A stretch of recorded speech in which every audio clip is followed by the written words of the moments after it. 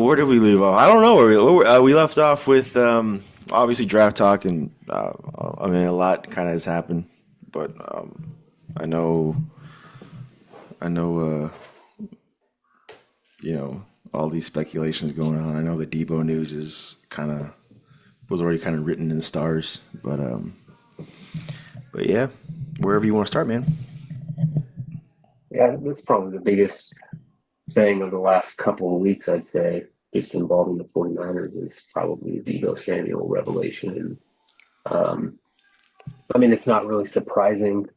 I really just thought that after they restructured him last summer, they were committed to, rolling over a little bit of dead money, but it felt like kicking the can from last year to free up cap space into and just pushing it more into this upcoming season.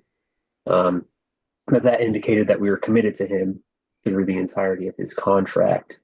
But maybe that was never the case. Maybe it was just the right play.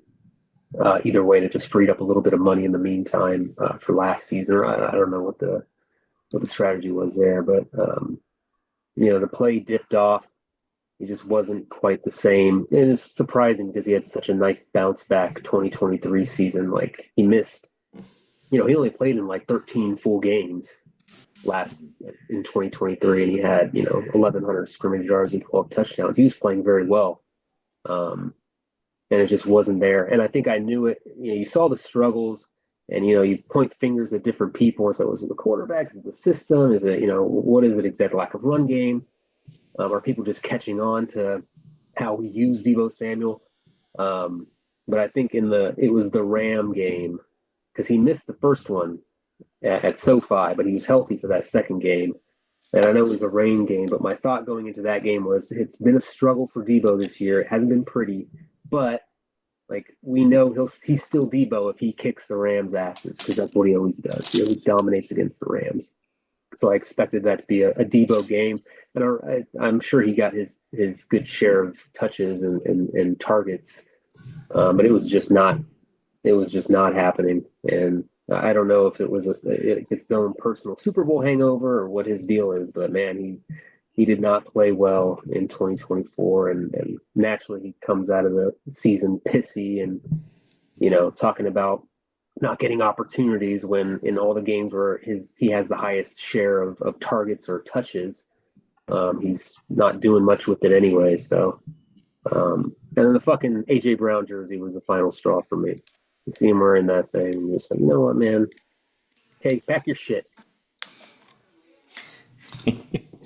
The y- yeah, man. Like I think with that, especially with the style in which he plays, because he is a very unique player, but he has, I think, obviously, like, everyone would kind of assume that his best years are behind him. That 2021 season was awesome. I'll always remember that playoff run. Arguably, like I think I was gonna ask you, like, because this kind of goes into Devo, like that playoff run. I think it was 2021 when we went to we lost the NFC Championship game to the Rams, where we made it into that week 17 playing, beating the Rams. Like we beat them in SoFi, which is awesome. You were there, right? You were there that one, and seeing that, and then going to Dallas and beating Dallas, and then going to Green Bay and beating Green Bay. That stretch run of Niner playoff ball, like that might be for me. That's pretty like that'll always be there. And he had such a huge part in it because like we were literally like I was with Jimmy and Jimmy we would throw those tunnel screens and those and anything around the line of scrimmage to get D with the ball, and he would just take the game over. And that Green Bay game where he scored in that Dallas game too. And that Green Bay game where we had that we needed to go, we went for it and we had to get in field goal range for Robbie to win the game. Yeah, We handed him the ball with Trent Williams kind of like leading, like pulling around the corner. Like that stretch run of games was just will always. I'll even though it ended the way it ended in such a you know that was a kick in the nuts, especially losing to that team in that championship game and then going to win the whole thing. So it definitely diminishes it a bit. But those three games. But with Debo, it's like I honestly think like a silk sheet problem. Like he's sleeping his silk sheets down. Like the inner dog that he had is gone. Like I also kind of come back and remember I never forgot even when we got him in 19 when we drafted him in the second round and Bose in the first. Like Muschamp is coach in South Carolina. He's not there anymore, but this made it. He made it public. Oh no, he was it him that said it, but he pretty much, when we were kind of sniffing around and kind of talking to Muschamp in that program about Deebo, because we had him at the Senior Bowl that year. We were the coaching staff of that with that team. I think it was the North team. Shanahan was there, got to see him firsthand. Muschamp raved about him. Muschamp said all the things that you wanted to hear about a player, and like that, he's going to give everything. He's going to give everything he has. He's a great teammate. But the one caveat, and everyone I think knew this in the around the league, was that in the offseason you have to get on him about his weight. And Mm, that was on record. From like you have to be on him about his weight, and it just it's not like he has a fucking thyroid problem or something, or like he's eating cheeseburgers and donuts all day. It's just he just he's a unique athlete in what he does, but like it was that thing like we just had that was always a thing, and then all of a sudden you hear these like, oh, he's a little overweight, or he's he's not playing the same speed that he was before. I think it's a silk sheet problem. I think he got paid, and I think he got a little comfy in those silk sheets, and the a hungry dog will always run faster, and he just wasn't he wasn't the same guy. He got his first big contract. Now he knows that it's kind of the course is we his time here has kind of been fully utilized, and he's trying to get that's kind of like that second big deal, like or an extension or a rework deal to where he can get more guaranteed money elsewhere, which is fine, I guess. But it's a shame because I hate that that's the note that he'll go out on with us. I know there's a lot of teams that can probably use him. Hopefully they get the best version of himself, but that was always kind of written. That was always in this, just his weight in the off season, and that's it. Silk yeah, sheets, man. yeah. And for his style of play too, it's not really a very good match, is it? His style of play and his personality type. He is a little bit of a diva, like I think like most wide receivers are. But you never really see guys, the ones that are typically that play the most physical. And if you think about the last 15, 20 years worth of receivers, the most physical guys are usually the ones that don't have personality issues. Um, they're Yeah, typically going to be a little more down to earth and mild mannered. And Deebo was never that. He was always, diva. So yeah, in 2022, yeah, it came in out of shape. It showed, and then it looked like he refocused in 2023. It looked like he was working his tail off all off season. Came in shape, things worked out, and I think, I don't know, maybe the Super Bowl was just the last straw for him, and the backlash that he got, and the criticism that he got from that game. We yeah, lost again, and he was the focal point of the offense, or would be focal point, and it just belly flopped. yeah. That's obviously I mentioned everything, but the the field, like what's going on, like he had a rough drop in the Super Bowl. The ball was a little behind him, but it was man coverage, and I remember he was kind of running the shallow cross and didn't make a play. He was kind of he wasn't he had made zero impact on that game. And like you mentioned before, the final straw was that drop against the Rams, where he walks in there, and I think I don't know if we go up one score or two scores. I don't remember what the scenario was or the situation, but it's a if the level of play, I think even if the level of play stay, like say he caught it, say he doesn't have as much of a like as big a year statistically, but if he would have made that play or made a couple plays or where I still think he would probably still be one and out, but man, like that drop against the Rams, dude, it's just like, geez, like, you kind of knew that that would be a linchpin in that game to where you can go back and like, okay, well, that changes things now because of X, Y, and Z. But man, it was it just, but to have him fucking talk and be on his box and say like, I'm not getting the ball enough. Like when dude, like you're one of the focal points of this offense when 23 is on in the game.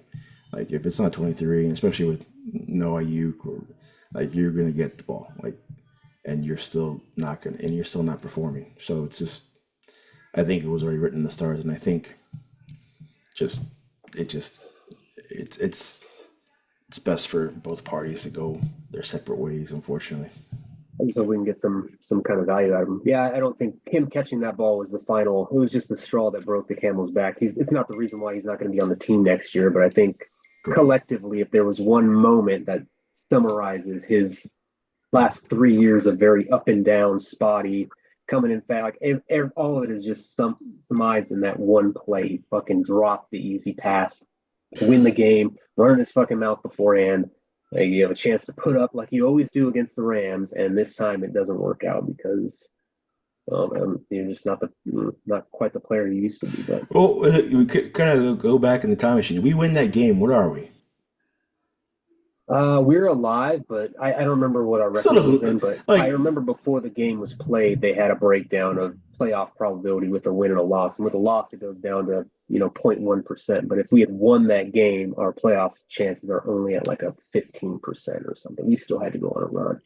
And I think that was the game before we went and got demolished in Buffalo, and then got our asses kicked in Green Bay, or vice versa. So we were going to the playoffs anyways. It doesn't, it's not. Oh, Deebo dropped the pass, and that there went our season. Our season fucking went out the window in a handful, 6 or 7 different instances throughout the season that we had opportunities to put away games that we didn't. So, but for him, for his time as a 49er and his, uh, I've been a pretty big Devo supporter in his time, but yeah, that was the one time in the 6, 7 years he's been on the team where he dropped that, and I was like, all right, I'm done with your ass.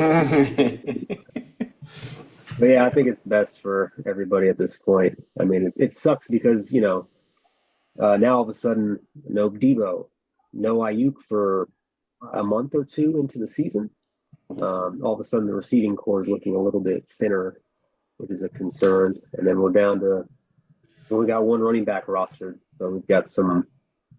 God forbid he doesn't, God forbid the Achilles doesn't hold up. Like all of a sudden we're down a lot of talent on the skill position side. So something that has to be.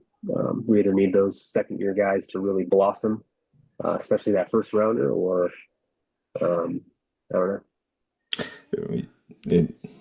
It, it's a valid argument to bring up. Like, if is does IU come back and he's just not the same that he was because of that kind of injury. Like he tore everything. So like if that's kind of now where. But if IU comes back and he's it's a possibility because he's still obviously a young professional athlete, like in his prime, like he can recover from but it's like, what if he doesn't? And then we're kind of like all the burdens on, Pearsall and Juwan and Cowing and whoever we draft. So it's just it goes back to the run game. If we can get the run game going, I think we'll be okay. But if we don't, it's going to be another long season. So Almost curious. Mason's restricted. Do we just go the easy route and match whatever he's offered? Because I yeah, mean, they're cheap these days. Like he's already been with us a few seasons, so does it make sense to just bring him on back, even knowing that he tends to get banged up? I don't know. well, we today we just tenured. He wasn't in there, but today we just did the just got the exclusive tenured all 7 of their exclusive rights free agents. Braden Willis, Jake Tongues, Austin Pleasant, Sam Okuanu, Alex Barrett, Evan Anderson, and Jalen Graham. So Mason's not in that group, but we did tenure those guys, so they'll all be in camp and stuff. But it's not a bad. It's not a bad. I wouldn't be opposed to it. I love the way Mason runs. I love the way he played. I think he kind of got the kind of sucks because once McCaffrey was healthy, like he kind of took a back seat when he was on pace to be like I think he was on pace to be like the single season leader. It's probably close. Yeah, he's Yeah, probably averaging close to 100 a game before that initial injury. yeah, He's been yeah. bad. So yeah, I mean, I think so. I mean, it would be definitely something that they're going to look into. I know he got, but he again, he's another guy that got banged up, and he I forget what it was. I know it was an ankle one week, but he had multiple things going on.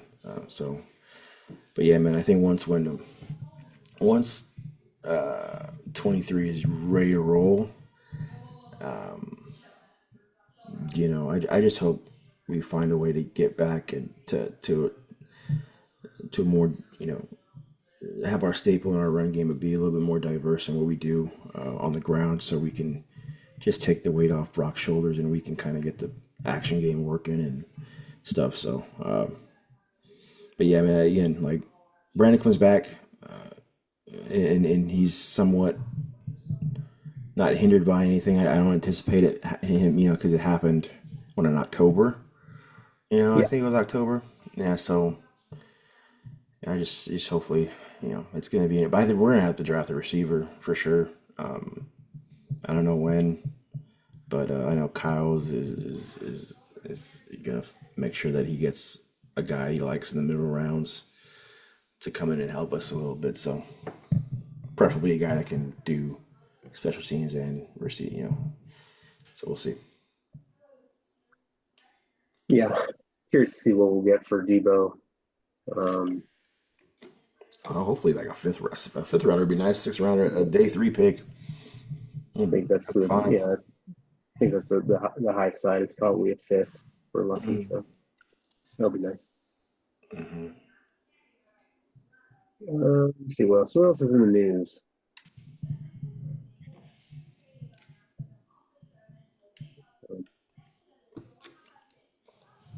It doesn't sound like Greenlaw's coming back, just based on some of the.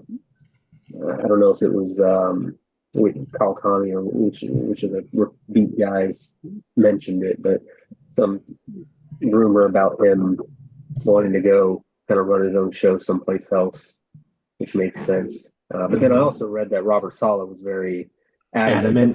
that Adamant. they make an offer and do everything they can to try to retain that guy. So who knows? Yeah, yeah, yeah. It'd be funny. Like I just see him like coming up the stairs to Prague's office, like just like knocking on his door, like he's serving a warrant. Like we haven't seen get this far. Like Robert, like we don't have the money.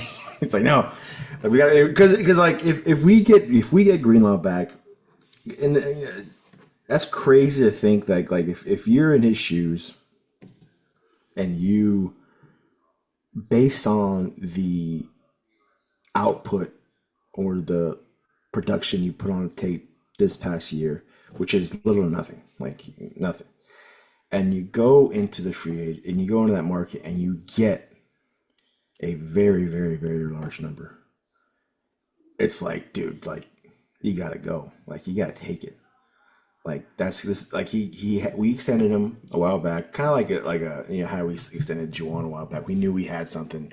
We wanted to lock him up. We did the smart thing, but like this is his first big like opportunity for his first big deal. If he gets that number, it's like yeah, man. Like, but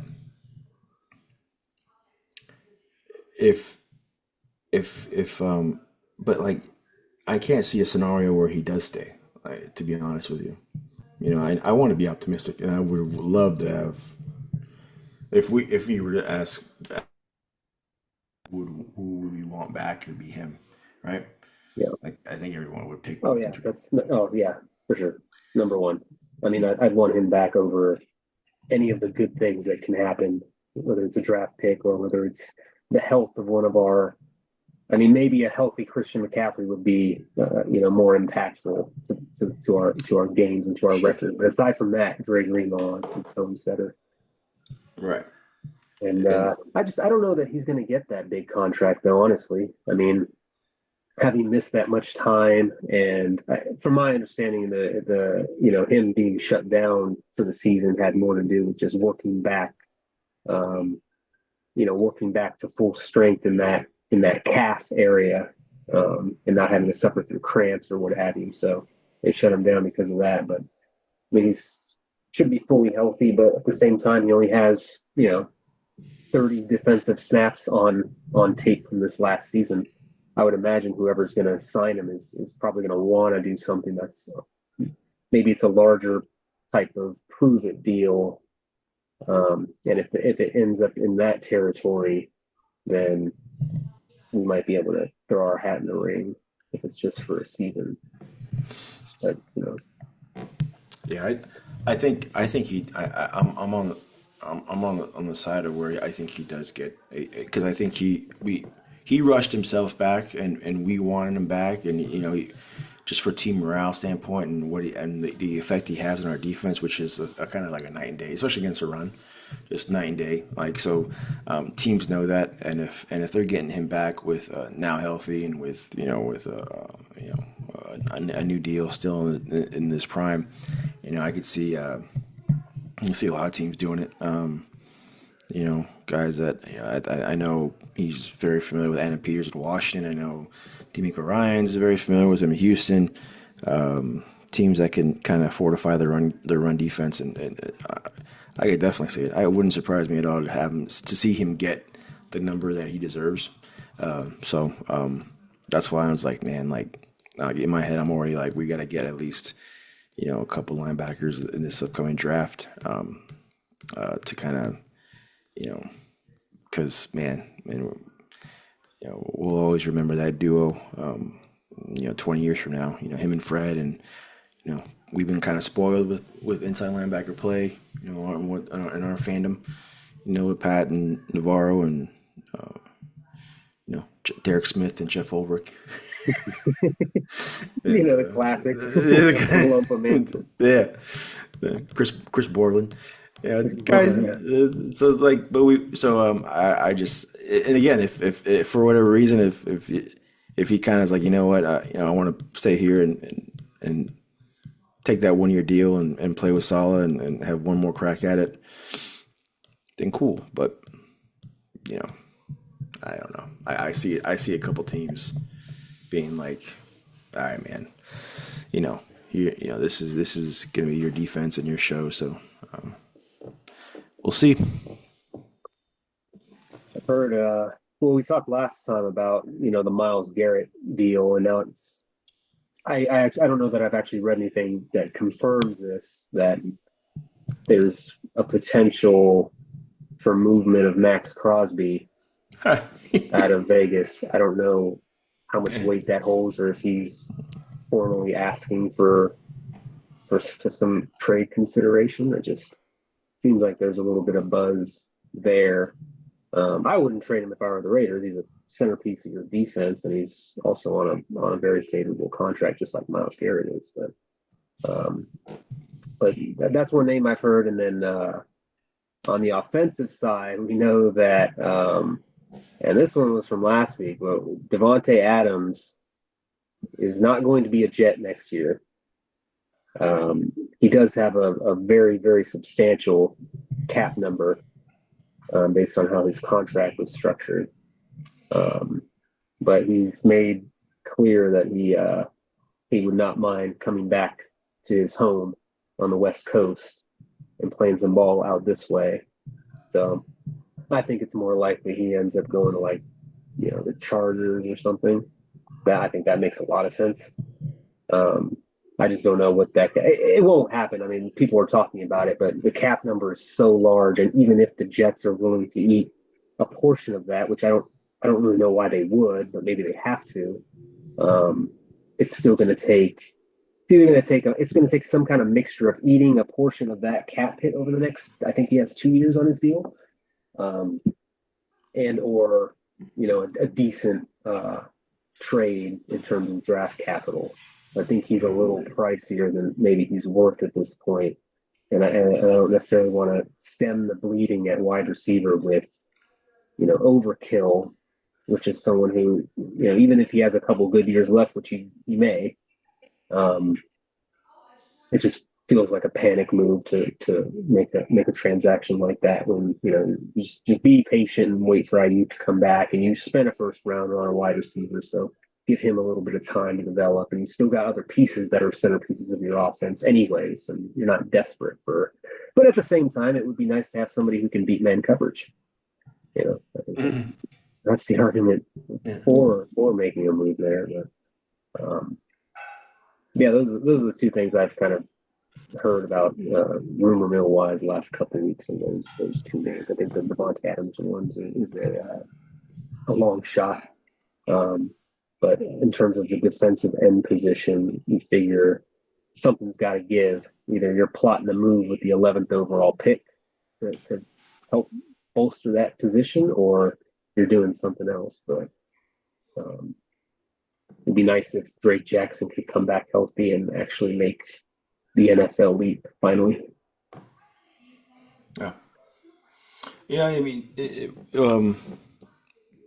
more I kind of think about how we would package that 11th pick to get another bona fide, you know, superstar player at that position, the more I kind of think, it's more like I think it's more definitely more of a possibility that we trade back out of 11 to get more draft capital. I think the Devontae Adams stuff is has always been kind of it's kind of weird because he's always been linked, kind of like Rodgers has always been linked because Yeah, they are you know Devontae Adams played in Palo Alto, like right down the street from up there, and Rodgers is a Berkeley guy, and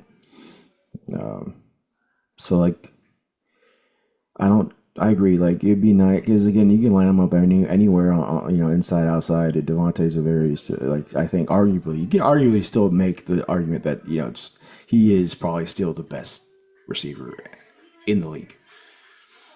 It's kind of like it's kind of hard. It's tough to say because obviously the output this year and the injury stuff this year. But like there's a lot of names and a lot of people making a lot of money. But I would argue that from a skill set standpoint, like he is like still one of the best. But he's getting older. But that's another. The Miles Garrett stuff was fun and it's really cool to think about and kind of like, man, what if like what the 11th pick isn't is pretty is a pretty good incentive to kind of work into a deal. But now it's like I've been looking at some Joey Bosa stuff, some Khalil Mack stuff as a more of a realistic possibility to where they can cut. They're probably not going to come back, one or both of them. So I don't know, man. Again, like the focus has got to be retooling the offensive line. And that run game, I keep coming back to that because if we do that, I think the guys that we have on the outside are good enough to win.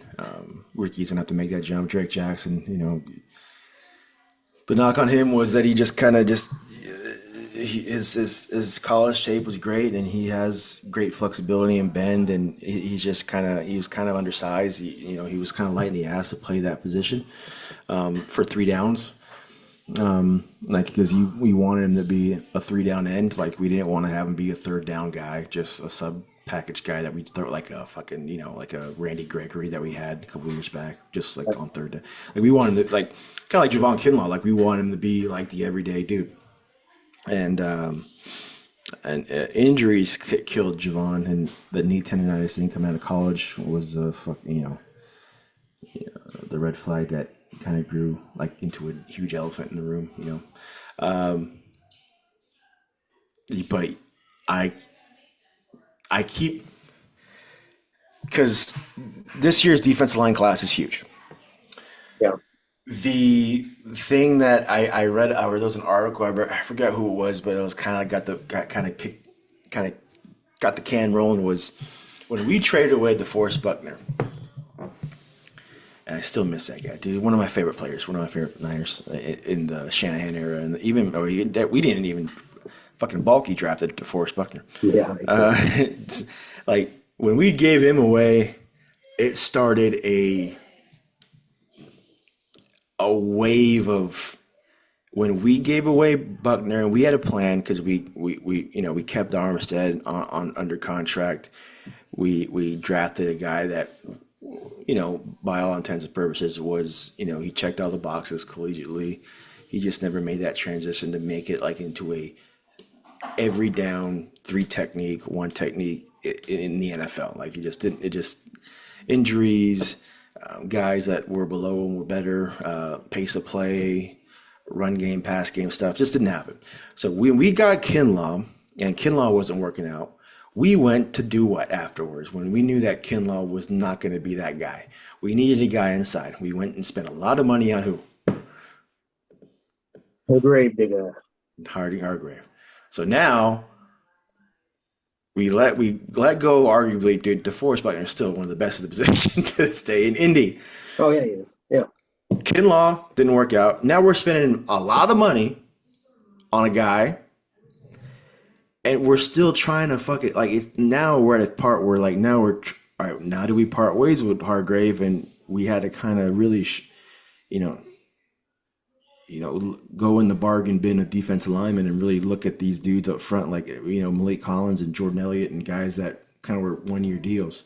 Leonard Floyd at end and Gross Matos, who are still under contract, but like it's caused like it's so crazy how one move where you think, and at the time we're like, okay, well, god damn it, that fucking hurts. I don't want to lose Forrest Buckner, and I never thought that he would be a piece that we move to do X, Y, and Z. But all right, well, Kinlaw, okay, like shit, that's not, the whole process is played out to like, and that's what makes the Eagles Chiefs this past in New Orleans. That's what makes it even harder to kind of stomach because I mean, it's not fuck it. It's not like the Niners don't trademark this fucking ideology or this scheme to where rush forward, get pressure forward. But like that's what we've been trying to do for years. Mm-hmm. And see them do it to them on the biggest stage, like that is another.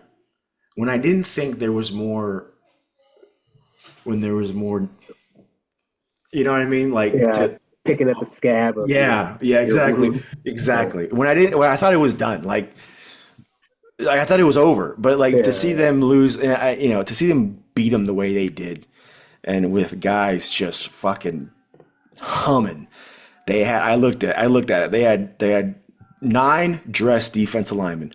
All of them played, all of them, and all of them had an effect on the game, and they fucking hammered them, and like just to a point of like to where it's if this was a boxing match, like it'd be fucking their corner would be throwing the towel by round 3 or 4, like it'd be over.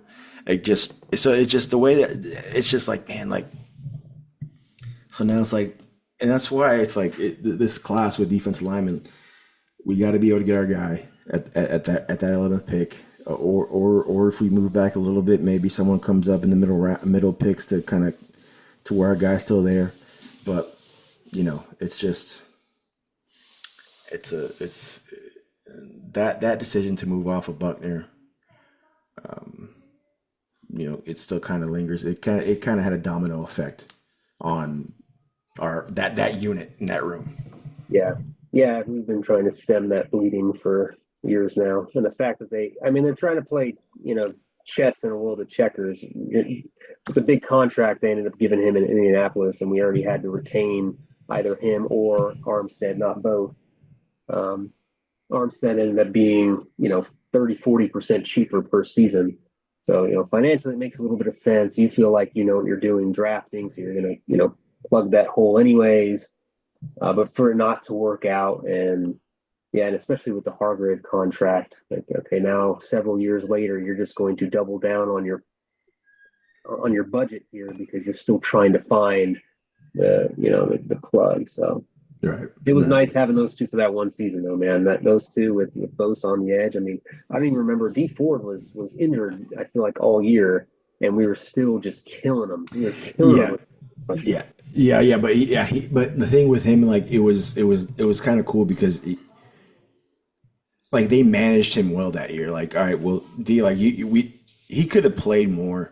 I remember that year. I remember that whole process with D4 because I was excited that we got him. That we were like, oh shit, like we spent a pretty little penny on that guy, and he didn't leave Kansas City on the best of notes, especially after that playoff game where that offsides call happened and everything. But like they managed him well to where like, hey, we need you, in January, we're going to really limit your snaps and really kind of protect yourself from and his shit was guaranteed. He was a big time guaranteed dude, like as far as dollar wise. So, but when we got him back and when we played Minnesota, and I remember dude, still, I, I don't know. It's so funny as a fan, like how we can kind of look back and take, not appreciate at the time, but him off the edge with Bosa, first year Bosa, Buckner, Armstead inside, DJ Jones, fucking, Ronnie Blair, dude, so many dudes. Like it's just, that was what the Eagles have now. Yeah. Yep. So we're still trying to get. Hopefully, we can get back to. I know that we're solid there. We're going to try to do a little bit resemblance of what we had.